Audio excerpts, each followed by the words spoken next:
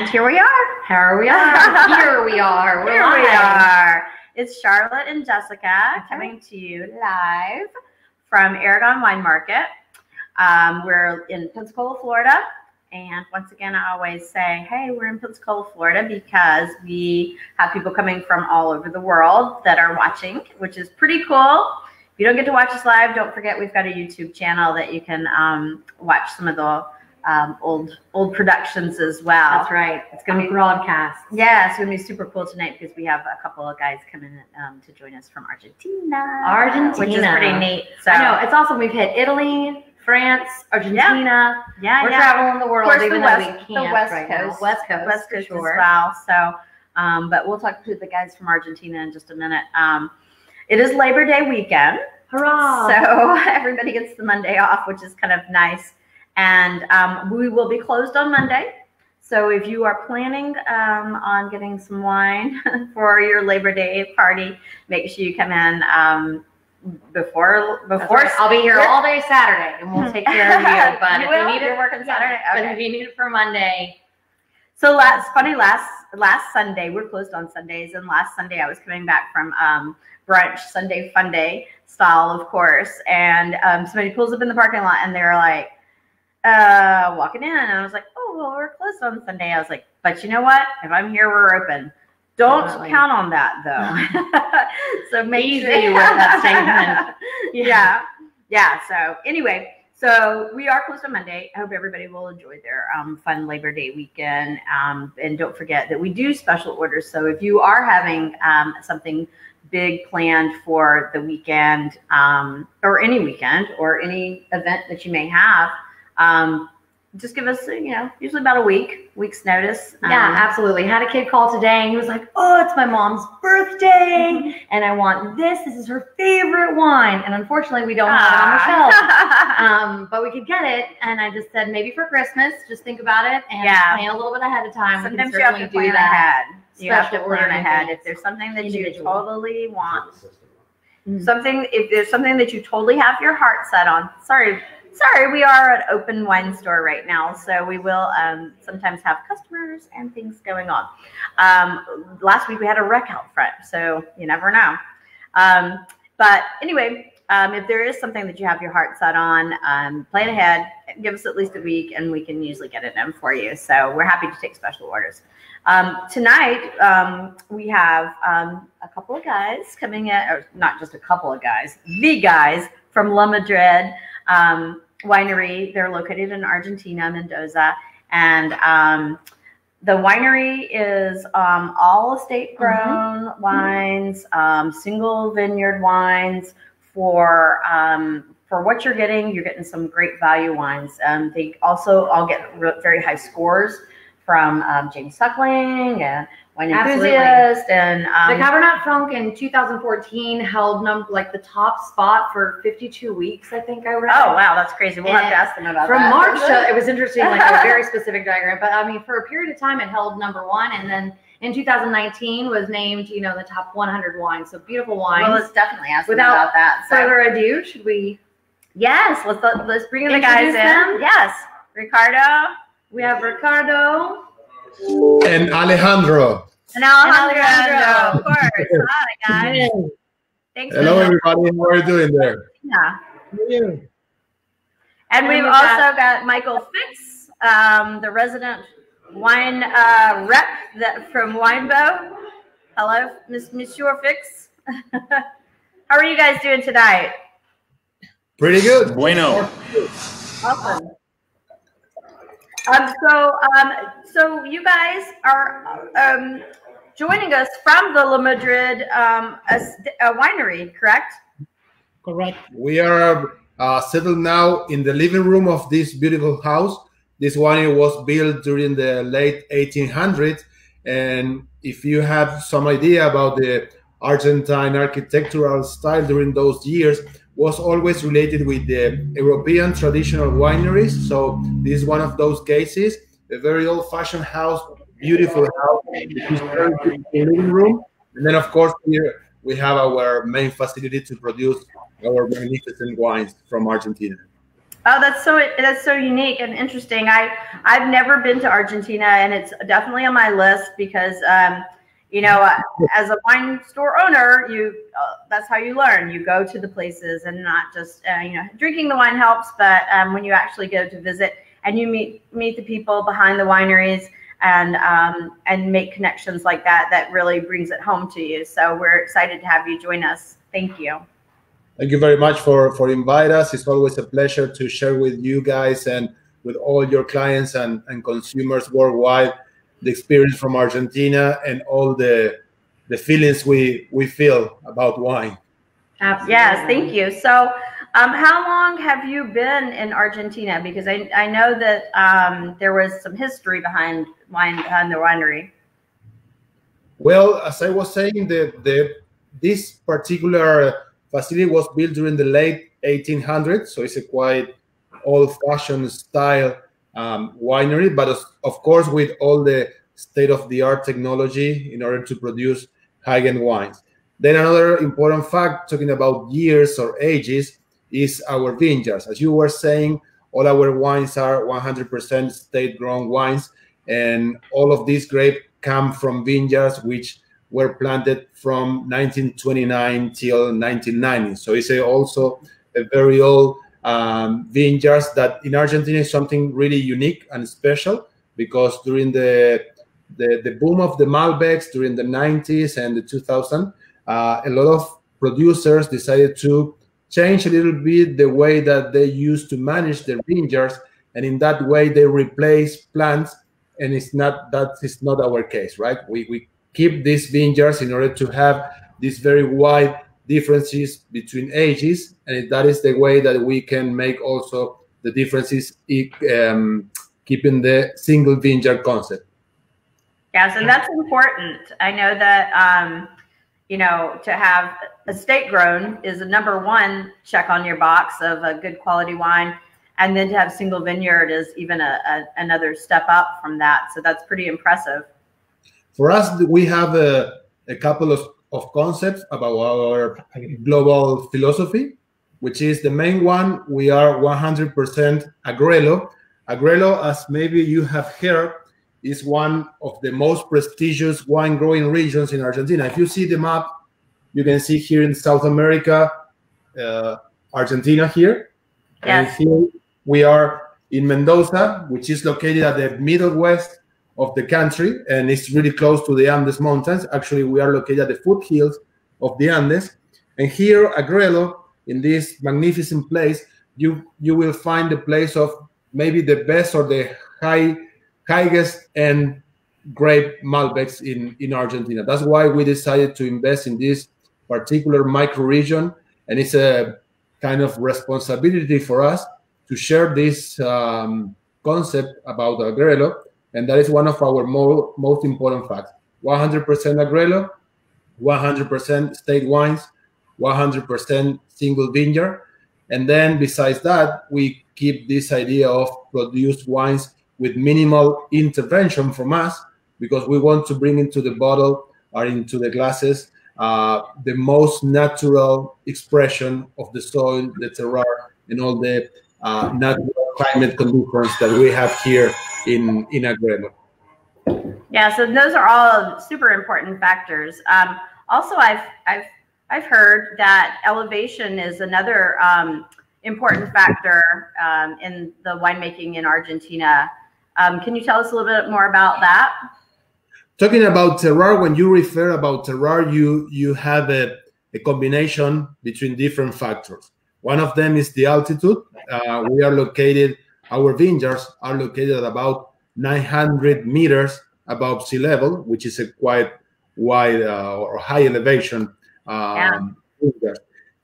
Having this high elevation, the grapes develop different characteristics in terms of acidity, tannins, sugar concentration, and then of course all these compounds make this characteristic in this structure and complexity in the wine. Another important fact having this high altitude is the differences of temperature between summer, winter, and day and night. We have a kind of semi-desertic climate condition here in Mendoza. So we have very hot summer, very cold winter. We have snow actually in the vineyard. And then the most important, the difference of temperature between day and night, mostly during summer.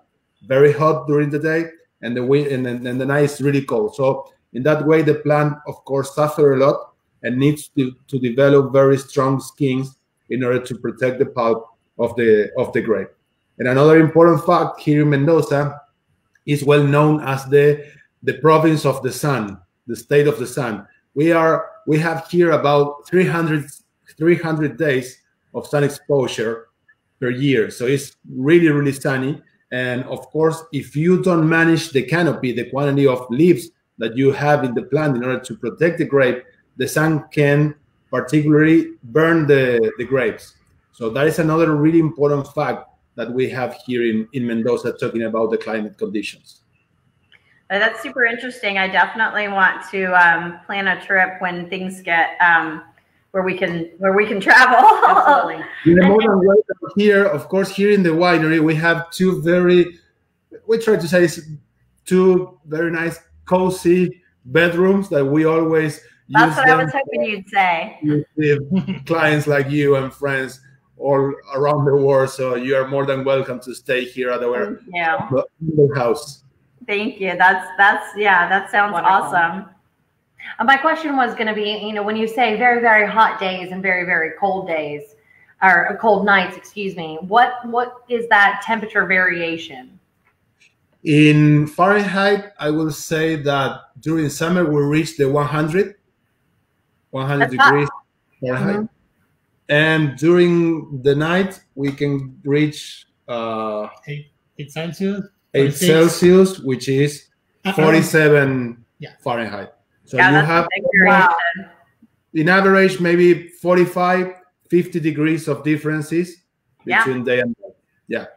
That's really interesting. In Florida, I think that we're really accustomed varying like temperatures, because there will be times as we transition through our minimal seasons where in the morning it's nice and cool, and it'll fool you because you'll leave your house dressed in way too much clothing, and by midday it's quite warm, and that 85 degree, 90 degree weather will hit peak. Yeah. So, that's, but it won't, that's like a 20 or 30 degree difference. That's much 50 more, degrees. yeah. That's an incredible. Yeah. So that goes on for the entire season of summer, or is that just a short period of time?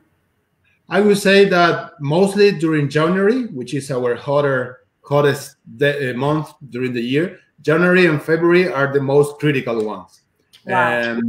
And during those 2 months is let's say the last period of the plant before we do the harvest, because we start the harvest mid-March, end March, and then April. So it's the last part of the process, and in that part of the process, sometimes if the temperatures reaches too high temperature, we need to do the harvest in advance in order to avoid over ripping in the plant. Sure. Wow. So I'm hoping that you guys have some of the Malbec. Sure. So first of all, they're at the winery, Charlotte. They better have some Malbec there. If there's no Malbec there, then we're in for some trouble. I'm going to be sending some emails. That's a good point. Thanks for making me feel dumb. I'm just joking. So I see that Marcelo says, "Ciao, guys." So yes. ciao, Marcelo. Thanks for watching. Thank you so much for our bag of fun goodies. Yes, I have my mask that you sent us, and T-shirts, and all of our fun stuff. And Yvonne is also saying, "Hey, girl, hey." So hi, guys. Thanks for tuning in. We're going to switch over and go to talk about the Malbec now. So you guys, I know this got some some good press, 91 points from James Suckling. It's probably, I would imagine, and you can tell me, I want you to tell me all about it, but I would imagine it's probably one of your most popular, because Malbec is what Argentina is known for. Mm-hmm. You're right. So Malbec came to Argentina many years ago. Here in Argentina, we have a big influence from European immigrants after the Second World War, and then it was another important current of immigrants from Europe. So these guys brought this varietal from Argentina. Malbec is originally from Cahors, from France. But then here in Argentina, it found a much better place to develop this great characteristics that we have here because of the high elevation, low humidity, the wide thermal amplitude, all the factors that we were explaining before, right? So in that case, we found this property already planted with this beautiful Malbec that we have here. And you can notice that these wines really displays this characteristic of typical red fruit, aromatically speaking. Mainly plums are always present in this wine. In terms of color, when you see the Malbec, you always will find some purple hues that are really particularly from the Malbec. When you compare with, let's say, some Cab, some Merlot, some Pinot Noir, you will find much more ruby or red colors in those ones. In the Malbec, the typical characteristic is the purple color, and this fruity aromatic expression related to red color fruit such as plums.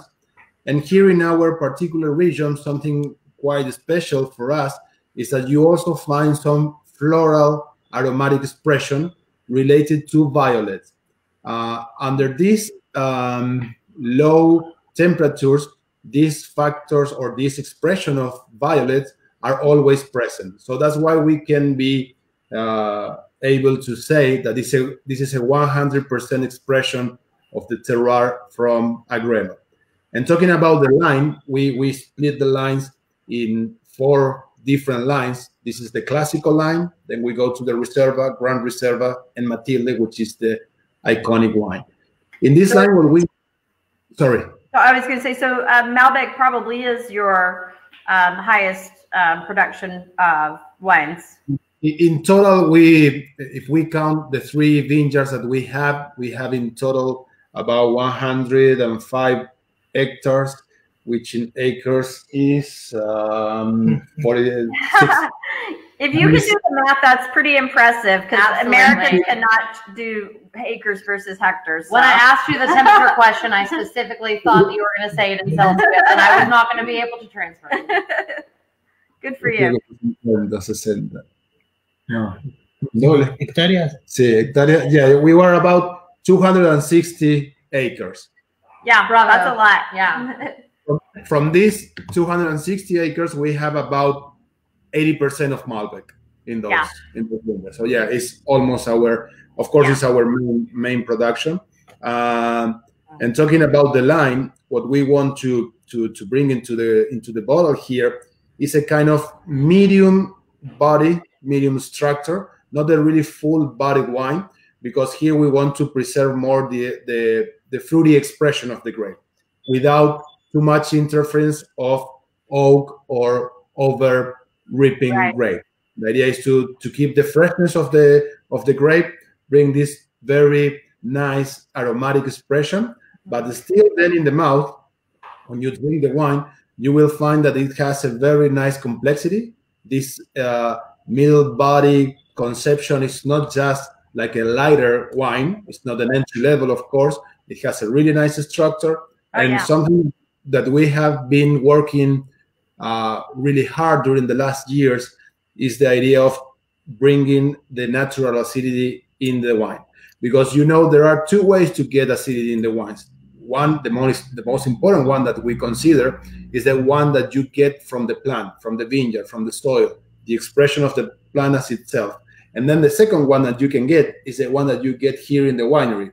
But that one is the one that you don't like. It's the one that sometimes affects the taste of the wine in your stomach. This acidity is the one that brings you a nicer taste in the wine, a lighter or a more friendly way to drink the wine. Keep the balance and the natural expression of the fruit. And we are, besides that we are producers, we are salespeople, and we prefer to sell bottles than glasses. And that's why we consider that at this level of acidity, people can really enjoy more than 1 glass of wine. Oh yeah, absolutely. It is important, and it is important because it's coming from Agrelo. Agrelo can provide this elegance and balance that other warmer area cannot give to the wine. Something important besides those facts is that in this line we consider that it's not the typical wine that you need to pair with some specific food. because of this versatility, or this medium body but still with nice structure. It's a wine that is 100% enjoyable by the glass, with no need to be paired with some specific food. So it's for everybody, not just for, because there is a typical question that sometimes people ask to Argentinians is, should I pair these wines with Argentinian beef, with Argentinian? We won't ask that then. On that note, we have met millions and millions of great vegetarian people worldwide, and trust me, they always love this wine. And I want to promote that fact that we don't need to pair the wines with some specific. I love sommeliers, of course, but still, if you want to drink this wine, just I don't know, listening to a nice record of Frank Sinatra with a nice piece of chocolate, go ahead, because you will really enjoy that wine. And also, if you are vegan, you can drink this wine because yes, no, we don't use any kind Do we look of. vegan? Do we look vegan? Well, just imagine you could do some really delicious like eggplant and tomato with this, and smoked eggplant. Sure, it'd be amazing because that's earthy. And I wanted to mention too, we were talking about Agrelo and importing, the importance of the terroir. The French and the Italians and the Germans, and they've had centuries and centuries of demarcating these different appellations and different terroirs. That's a relatively new phenomenon for, not necessarily for Argentina as far as knowing where they were, but letting the rest of the world know where they are. And so we're now getting into the part where people are starting to appreciate the different regions of Argentina. Hey, the magic of television. Different regions of Argentina, not just around Mendoza, but of course, which is what we're talking about. But there's more to the country. And then within those different appellations or different regions, there's the sub-appellations. And that things change in much the same way that San Estef is different from San Emilion. Different grapes, yes, but sometimes. But Malbec is a Bordelaise grape. It's from Bordeaux and Cahors, but also grown in Bordeaux extensively before it got basically wiped out. So I think it's really key to think about that. And the great thing I love about all of our partners in Argentina, La Madrid included, is that they're more like, I think, the American wine culture, in the fact that we're willing to do new things, to fight and to grow, and not to be held back by sort of centuries of convention. We have the luxury of not having centuries of convention like they do in Bordeaux or Burgundy or Piedmont or something like that. We can really change. We can grow new grapes. We can try different styles. We can do different oak. And I think these guys are a perfect example of that. And also unfining and unfiltering is beautiful for this wine too, which I don't think we talked about yet. Yeah. So you guys, you did mention, well, Fix just mentioned, and I saw in the tech sheets that I was looking at, is you do a lot of unfiltered wines. And can you explain to people what that actually means when they say unfiltered or unfined, that sort of thing? During the last year, sometimes when people started to grow in the business here, the Argentinian producers, and started to export their wines, and they find that in some international markets, sometimes the consumer is more sophisticated in terms of quality, expression of the wine. Of course, the most important fact, quality, right? So they started to consider that the filtration process is something good for the wines, because they will not have any kind of sediments in the bottom of the bottle, right? But in our case, we think that it's the opposite way. If we do this filtration process, it will bring us a lighter wine that is not really, it doesn't have the expression of the natural terroir that we want to bring into the bottle.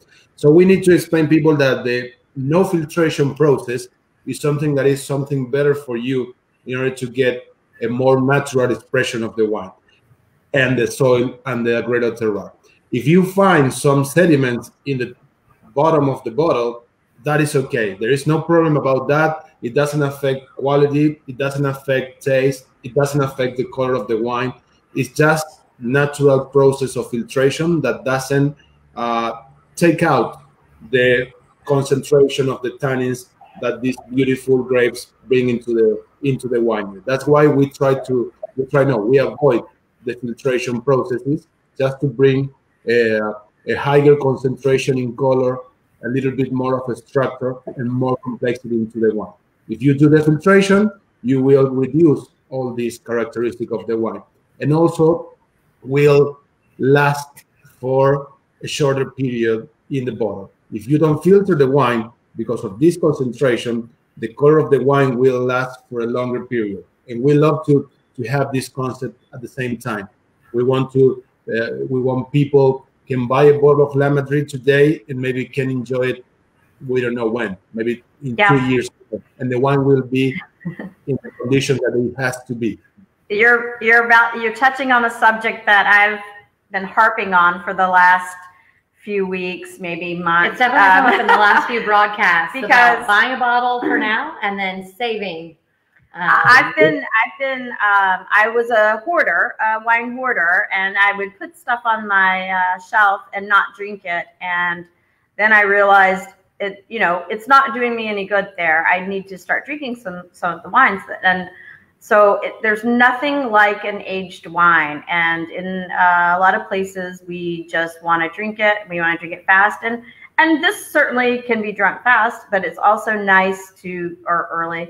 And it's nice to be able to put something away and see how it's changed and to enjoy that, because you really can't buy that, an aged wine.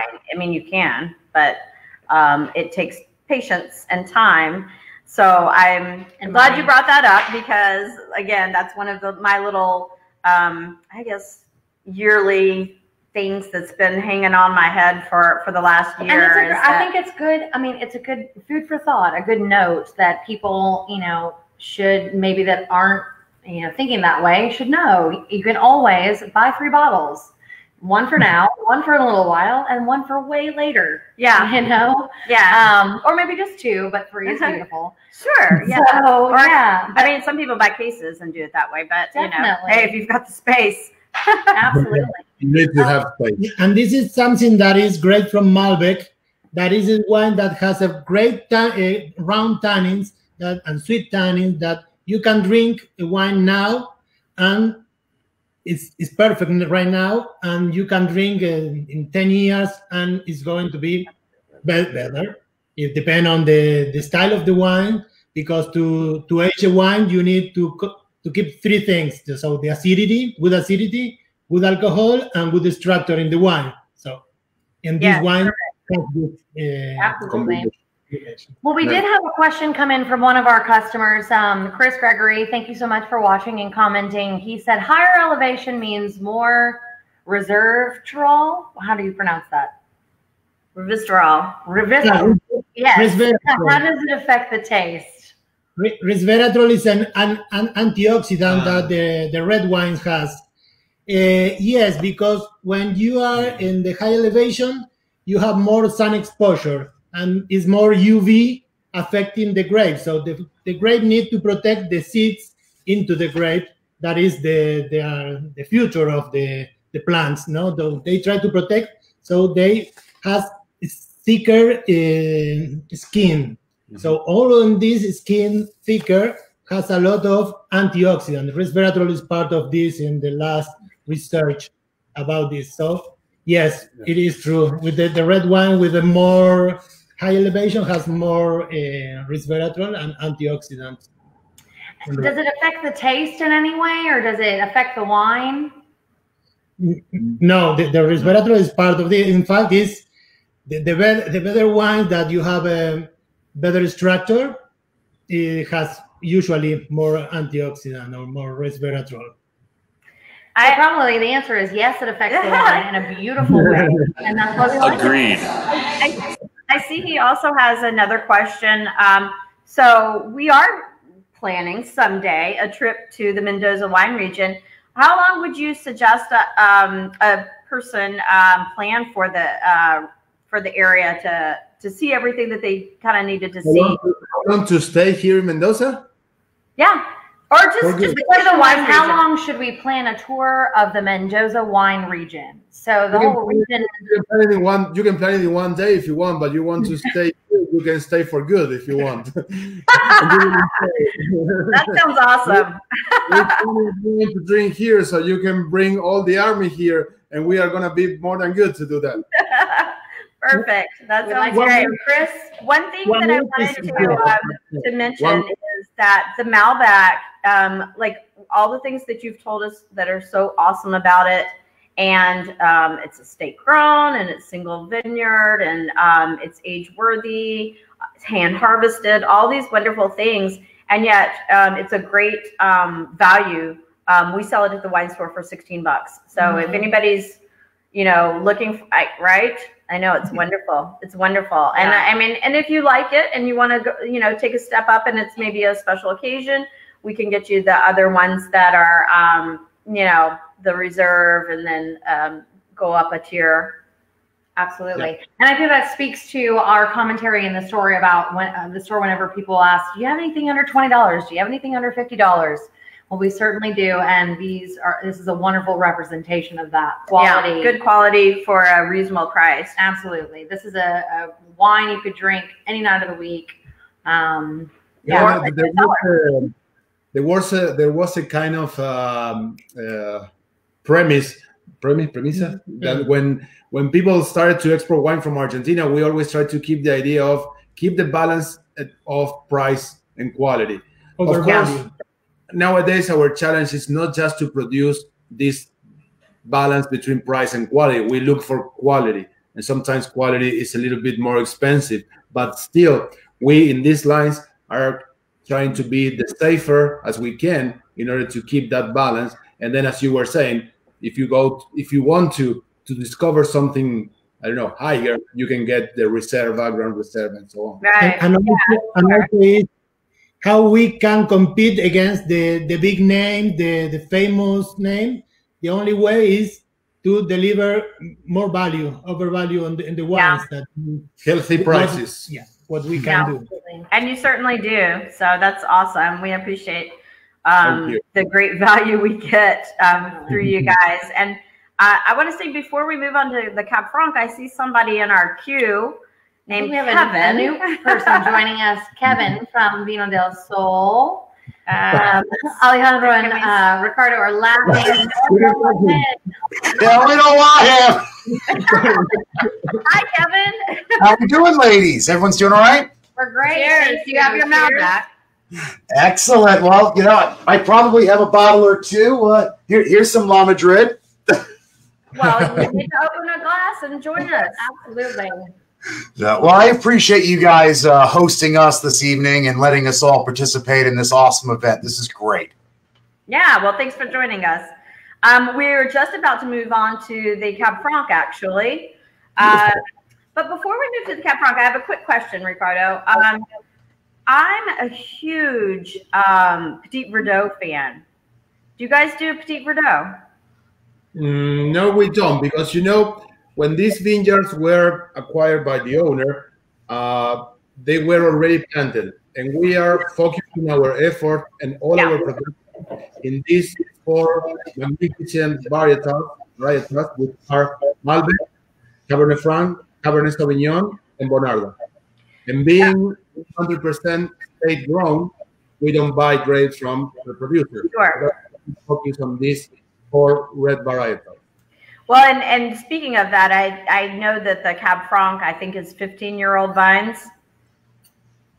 15-year-old vines. The Malbec was for sure. Yeah, 15. We lost you the last part. Sorry.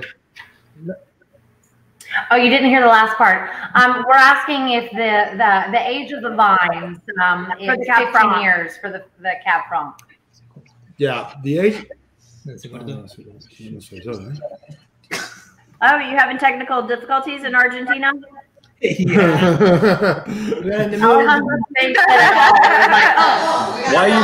Why are you blaming it on them? Why do you got to say it's Argentina's fault? Come on. It's not fair. They're 2 hours ahead of us. Yeah, 15 years. 15 years, yeah. So, I mean, so you're not going to rip out something and just grow some Petit Verdot for me, right? No. Well, maybe not, Charlotte, but Kevin and I have a couple options for you, I think, don't we, Kev? Absolutely, always. We got some Petit Verdot from Argentina for you in the future. Don't worry about that. All right. Well, Will Madrid is going to tell us about your Cab Franc. So Cab Franc, a lot of people think of it as a blending grape, but you guys have it as 100% Cab Franc. Yeah, the story is quite similar than you were saying. When the owner of the property acquired this vineyard, during those years, you can consider 2005, 2004, all the Cabernet Franc from Argentina was mainly used for blending wines. And in our case, once we recognized the high quality of this grape, we decided to do a 100% Cabernet Franc. And lucky for us, it was like a tough task for us to introduce this 100% Cabernet Franc into the market. And our partner and friend Vino decided to bring some products to the States and start working on that. And it was a really great success. Actually, La Madrid has been for ages one of the top Cabernet Franc in the market. Yeah. It really has, with a lot of recognition from consumers, considering that La Madrid, besides the Malbec, one of the most important things that we produce is the Cabernet Franc, not only in the state, but also in some other countries. Yeah, I know. I saw that it got 92 points from Wine Enthusiast, and it was on the top 100 list, like we mentioned earlier. That's pretty high accolades. Yeah, we have been doing a really, let's say, high effort in order to get these very good reviews. And you know, at the end of the day, we don't produce, of course, we produce wines. So we are more than proud to say that this effort is, we can notice this effort from the consumers more than from the reviewers. You know what I mean? People love to drink these wines because being Malbec may be the major character of Argentina. When we have this opportunity to bring into the market this high-end Cabernet Franc, then people start to recognize the good quality of the grapes, the region, the producers, and these wonderful wines. There is not just only Malbec. We are producer of high-end wines, and this is one of those representatives of this concept. Having the opportunity question about the Cab Franc, real quick question, sorry. I know you do the different levels of the Malbec. Is this the only Cab Franc you do, or do you do different levels of the Cab Franc as well? There's always multiple levels. I said when you ask a winery, there's always multiple levels. There's always another wine. Tell us about the different levels, Ricardo.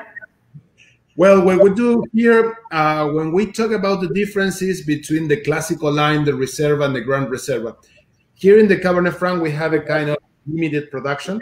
So we produce the Reserva and a tiny production of the Grand Reserva. We don't have Cabernet Franc in the lower one, in the higher one. And when we talk about the differences between the lines, not only talking about the aging in the oak barrel, something really interesting that we love to share with our consumers is that the main factor of the differences is the fact of the quantity of grapes that we use to produce in each line.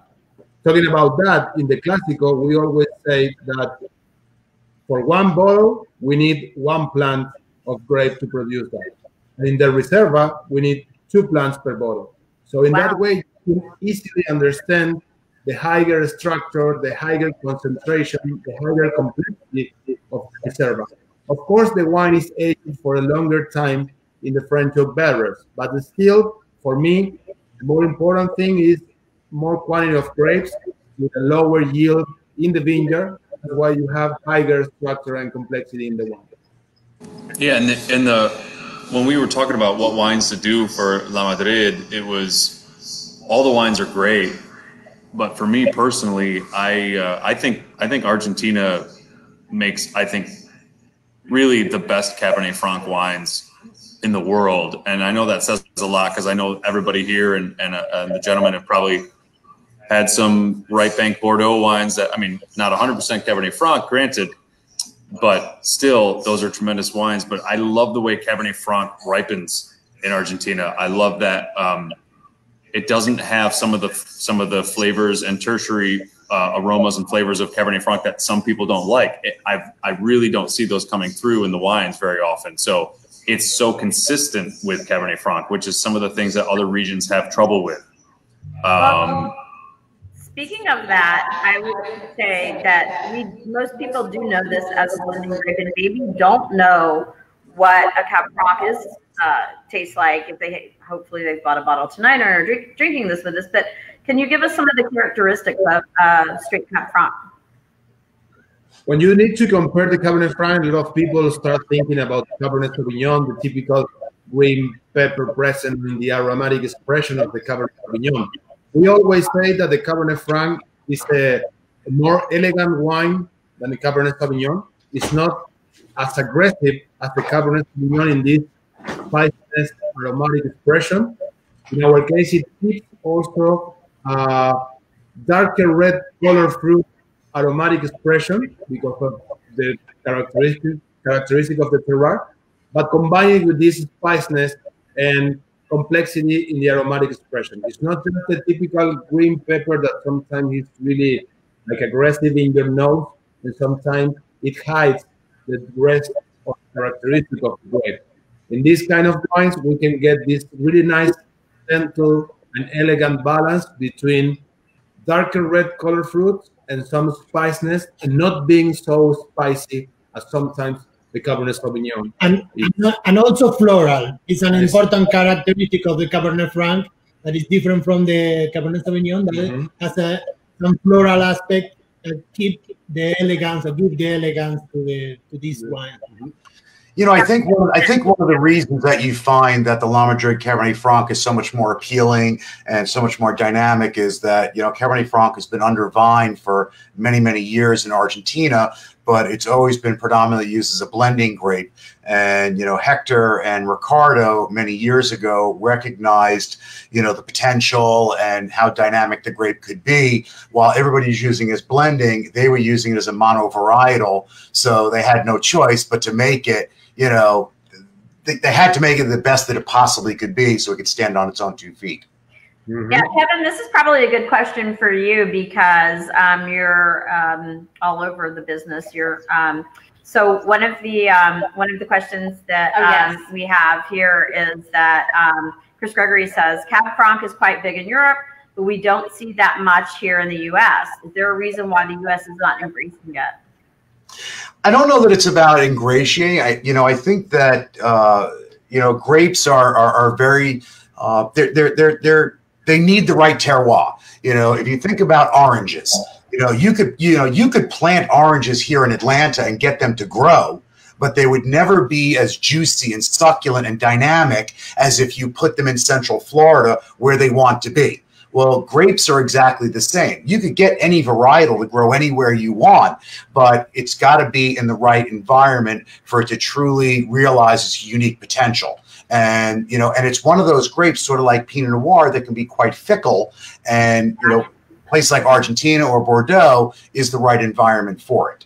Well, and I think, you know, really the wine industry in the United States is fairly new compared to the rest of the world. So we know what we grow, which is Cabernet Sauvignon, Chardonnay, Pinot Noir. You know, so some of these other grapes, while they're not new to the world, they're kind of new to the United States, and so so maybe perhaps that's why you know, it's not something that people are growing everywhere, and terroir as well, like you said. So absolutely, that's the beauty of folks like yourselves who, you know, you're excited and you're engaged and you want to try different things and go and explore, because I mean there is such a world of different things to choose from different places, and that's what makes the wine business so much fun.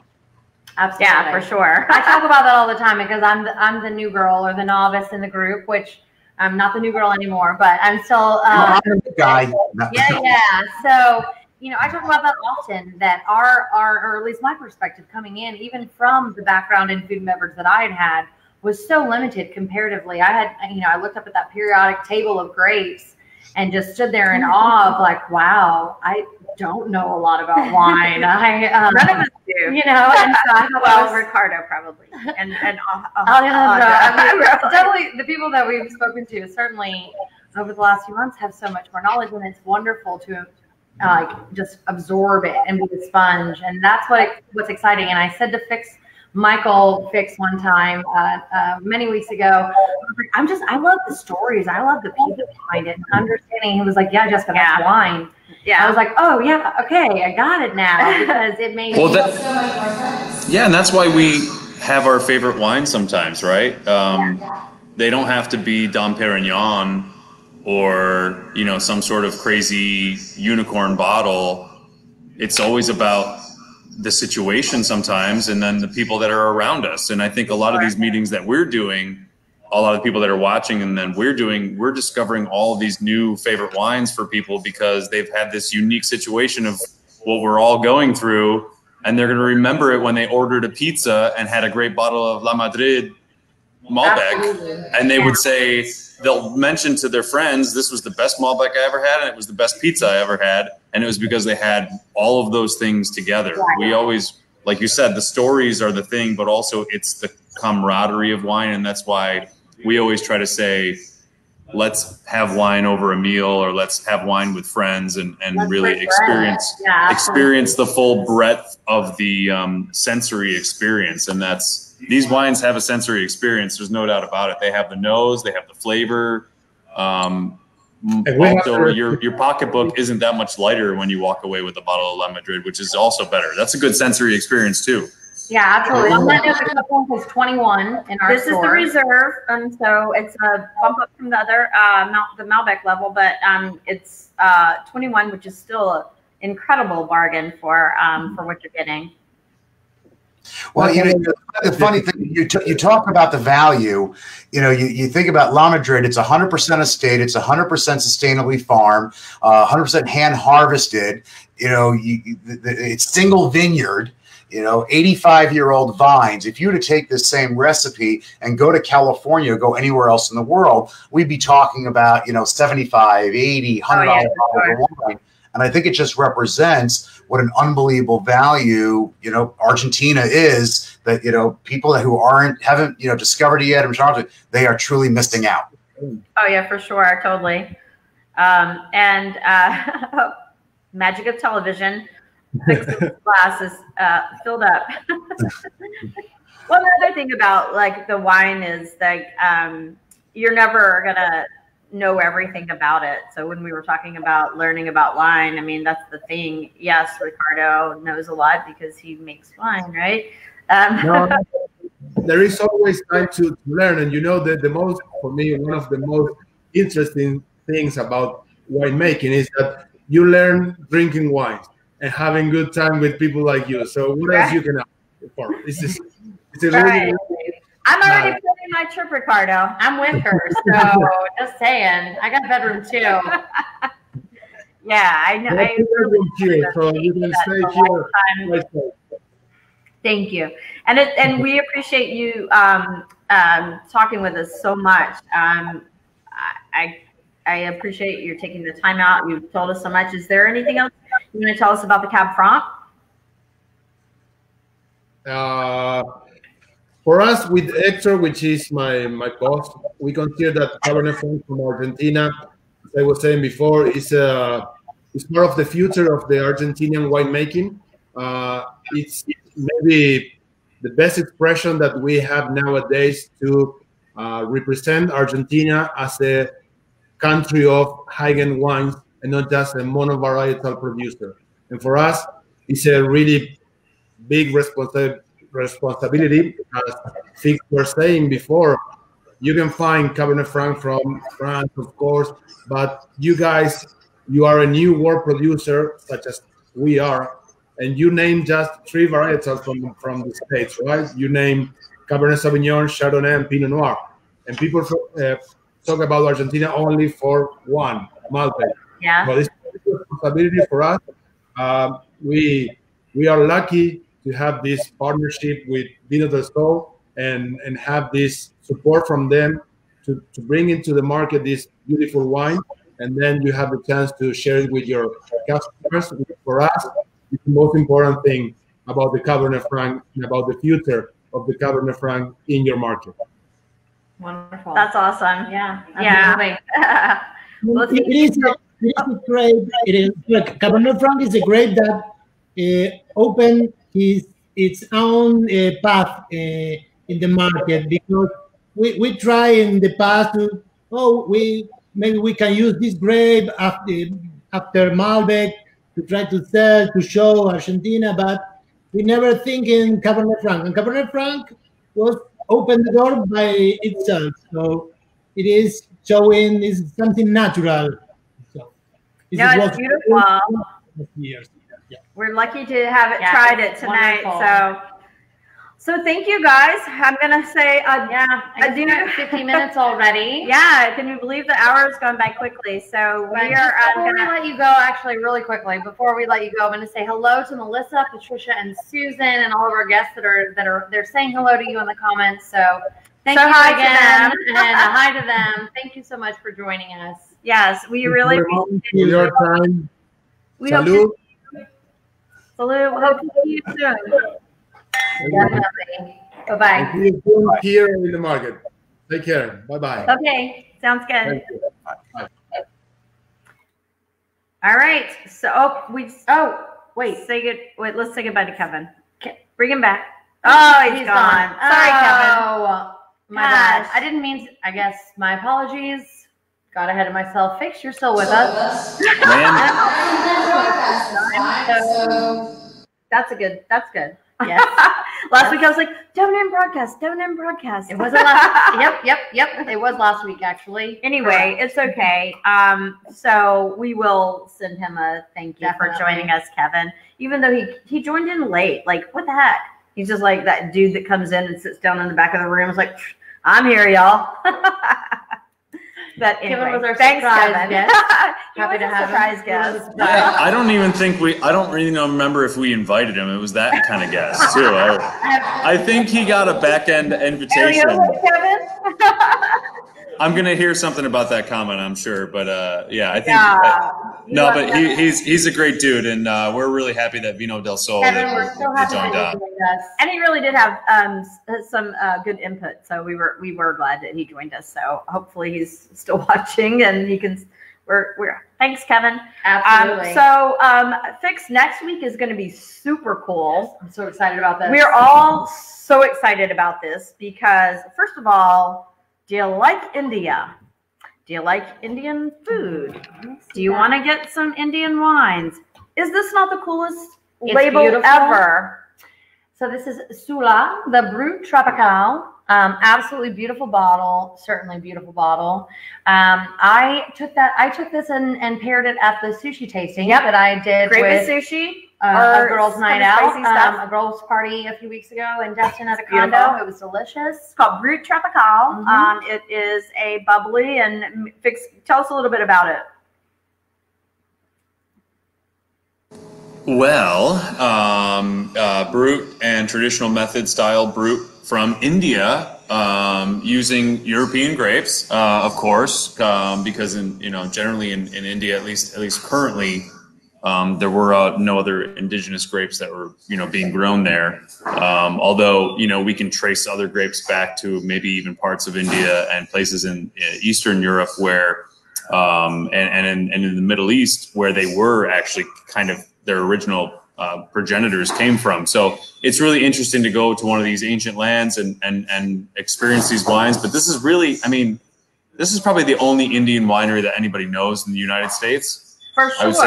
I would say that's absolutely. I'm sure, I hate to pigeonhole it like that, but I know there's probably a few others, but none that I've seen. No. And this is a winery that's known to a lot of people. I was just talking to somebody, one of my friends in New York, a few weeks ago, and they happen to be a wine salesperson, incidentally. But I used to actually buy wine from them when I was a wine purchaser. So I was telling them that we were doing this wine, and they said, "Oh, I used to sell that like 15 years ago." And said they were like, "I love those wines," and they were really excited, and they didn't know they had a sparkling wine, so they were really excited to try that. So maybe they'll jump online with us next week too.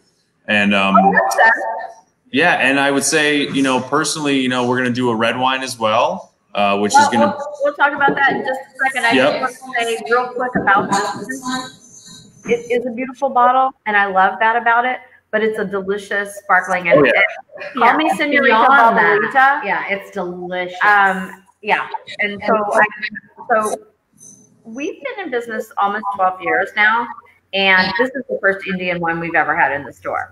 So it's, maybe literally our automatic reaction to everyone or description is, it's from India. It's like, oh my gosh, because it is so cool, and then the label sells itself because it's like beautiful, but it's delicious and everything, and it's delicious. And although it says a tropical, it like it wasn't or anything like that. It was delicious. No, but it does go pair well with spicy food, I would say. I don't know. Let's see what their alcohol is. Somebody help me. 12% alcohol. So 13.5 is usually about average. So it's a little less than average. So it's going to have a little more sweetness to it, I would say, than a regular fruit. And we should say it's a Blanc de Noir as well. So good call. So, good to remember that. So I don't want people to be surprised when they pour it and see that it's got a little bit of color to it. Not a rosé, but it's got a touch of color to it.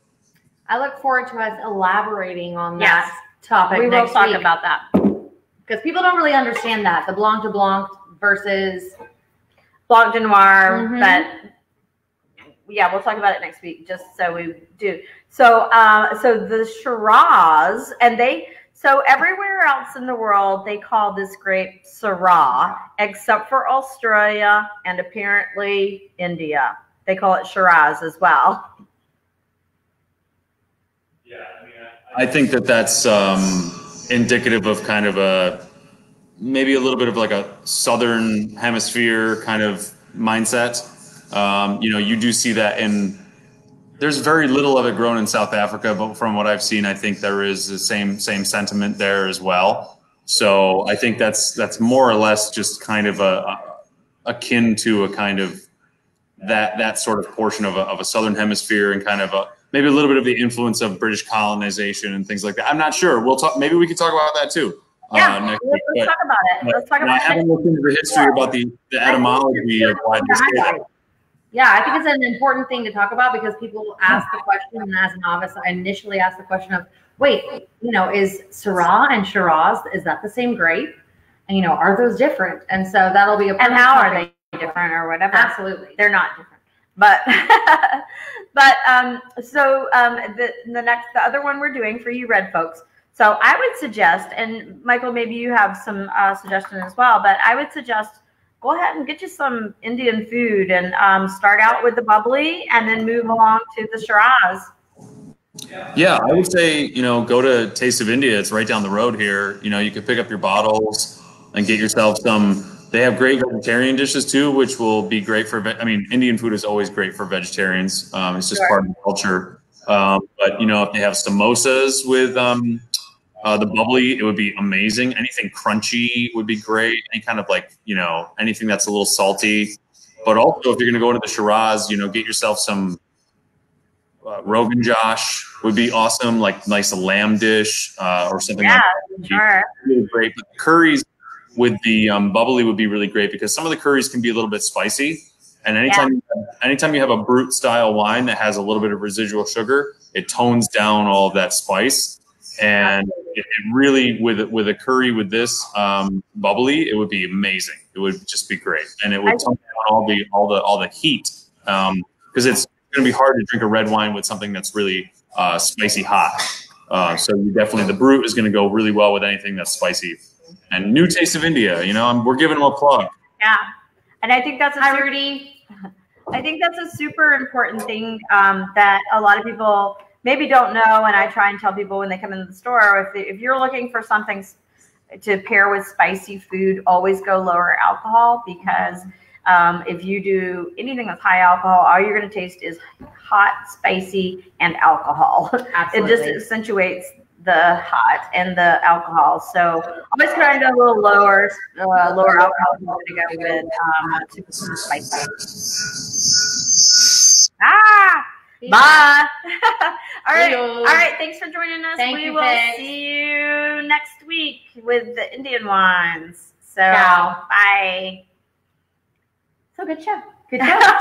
Fast 59 So you guys, doesn't it seem like the Argentinian wines were just super cool? Like super. If I say super one more time, just word of the day. But it really is really cool that we're doing these virtual wine tastings, and we're able to connect with people that are in Italy or Argentina or France, all across the world, and that's really pretty neat that we're able to do that. I don't know when we'll be going back to our wine tastings in store, and we may still do something like this even maybe once a month when we do go back to the wine tastings in the store. But I think, we've talked about this, but for all of our guests and our customers, viewership right now, we've talked about the fact that these are evergreen. So once we record them, that conversation with Ricardo and Alejandro in Argentina is there for us to talk about the wines. And a lot of times we get into some deep education. We had Laurent with his slideshow and presentations and his pointer, and so sometimes we get super in depth, and sometimes they're a little bit lighter. But the beauty is that education is there. There's always a little goofiness. It should be, if I'm here, right? So. And so Chris Alexander, I see you said look into Purple Angel wines. So that's the Montez family, and they do Purple Angel as their top one. We can sometimes get that. So if you're interested in it, it is a lovely wine from Argentina, but it's one of those top wines that's delicious. And so let's look into that. Awesome. So. Well, until next week, I think we bid you adieu. And thank you so much for your time. Have a good week, you guys. Bye.